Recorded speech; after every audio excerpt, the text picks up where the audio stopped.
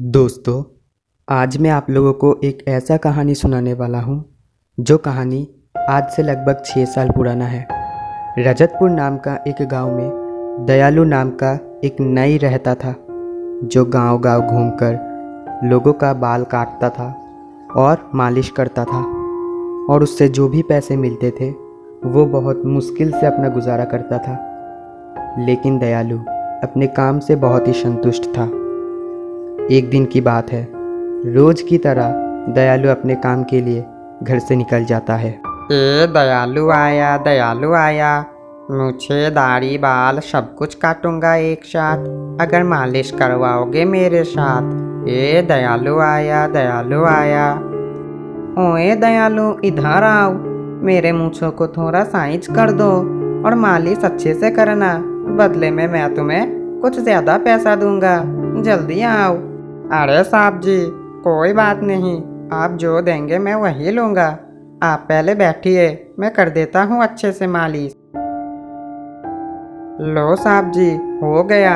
आप बताइए कैसा लग रहा है? अरे वाह दयालु, तुम तो वाकई ही बड़े कमाल के नहीं हो। मालिश भी बहुत अच्छे करते हो और बाल भी बहुत अच्छे काटते हो। अब से मैं तुमसे ही मेरा मालिश और बाल कटवाऊंगा। फिर वो दयालु फिर से अपने काम के लिए दूसरे गांव की तरफ जाने लगता है। दयालु आया, मुझे दाढ़ी बाल सब कुछ काटूंगा एक साथ, अगर मालिश करवाओगे मेरे साथ। दयालु आया। रजतपुर गांव में अब शाम हो चुका था। दयालु अपने काम करते करते अपने गांव से बहुत दूर आ चुका था। उसे ये भी नहीं मालूम था कि ये कौन सा गांव है और वो घर कैसे जाए। तभी अचानक दयालु को एक आदमी उसके तरफ आते हुए देखता है। भैया, मैं एक नई हूँ, मेरा नाम दयालु है और मैं रजतपुर गांव से आया हूँ।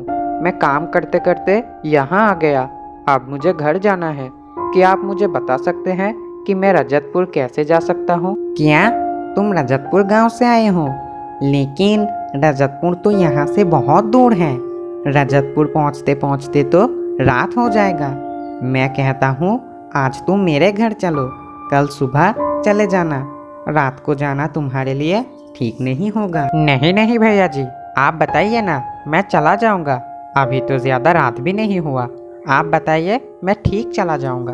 अच्छा ठीक है, तो सुनो, एक रास्ता है जो कि जंगल से गुजरता है। यहाँ से सीधे चले जाओ और पहाड़ के उस तरफ जो जंगल दिखेगा उस रास्ते से तुम जा सकते हो अपने गांव। लेकिन हाँ, एक बात याद रखना, वो जंगल बहुत ही खतरनाक है। शाम ढलते ही वहाँ एक चुड़ैल का साया मंडराता है।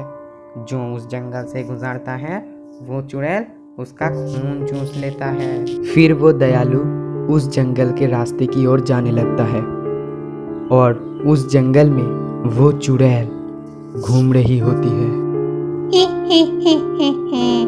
बहुत दिन हो गए किसी इंसान का खून नहीं पिया, लेकिन आज मुझे थोड़ा खुशबू मिल रही है। लगता है कोई आ रहा है।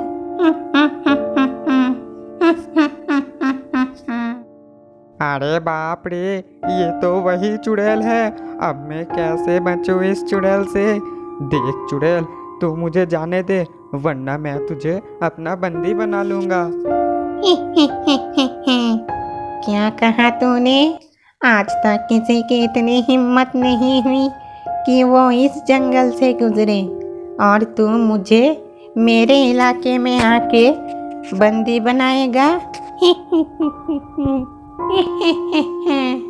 फिर वो दयालु अपने बैग से एक आईना निकालता है जिस पर मंत्र लिखा था, जिसको देखकर वो चुड़ैल आग से जल जाता है और वो दयालु बच जाता है।